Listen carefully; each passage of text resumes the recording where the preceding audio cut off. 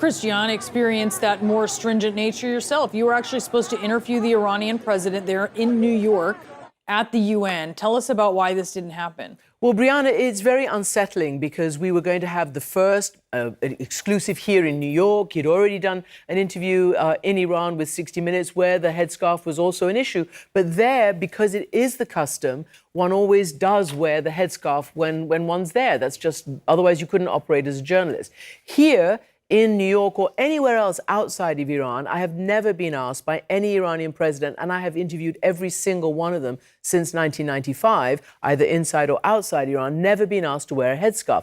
After hours of getting this interview ready, having pre-talks with the president's officials, giving them sort of an idea of what we wanted to ask about, not questions obviously, but an idea. They knew exactly we want to talk about the nuclear deal. We want to talk about Iran's support for Russia against Ukraine. And most importantly, we want to talk about the violation of human rights. At the very end, they come up with this, you know, it's a religious month of mourning and we need you to wear a headscarf. And I very politely declined on behalf of myself and CNN and female journalists everywhere because it is not a requirement, and it was lobbed at us at the very last minute. And very unfortunately, they decided to pull the interview.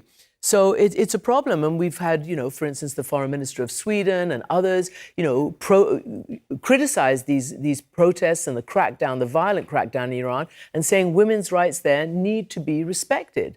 How do you read this, Christiane? Do you read this as fear of what's happening on the streets in Iran? Obviously not fear of seeing your hair, because that's not what it's about. It seems that they didn't want to talk to you about what's happening right now on the streets. Well, look, I can't prejudge that because they told us that we had the interview. It was very difficult to get the interview, there's no doubt about that, and a lot of work went into it.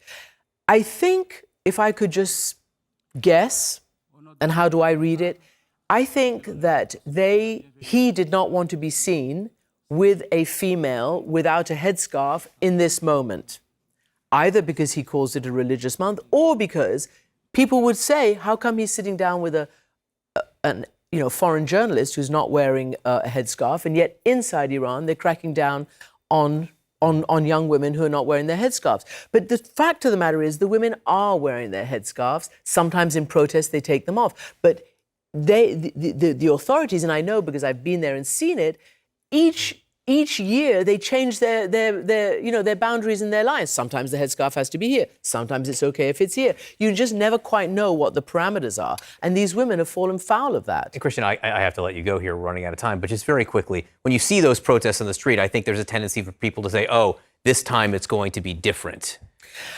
I'm not sure about that. When you say different, some people I know on the outside say, is this the end? Right. Is this a counter-revolution? But I do not think that's the case.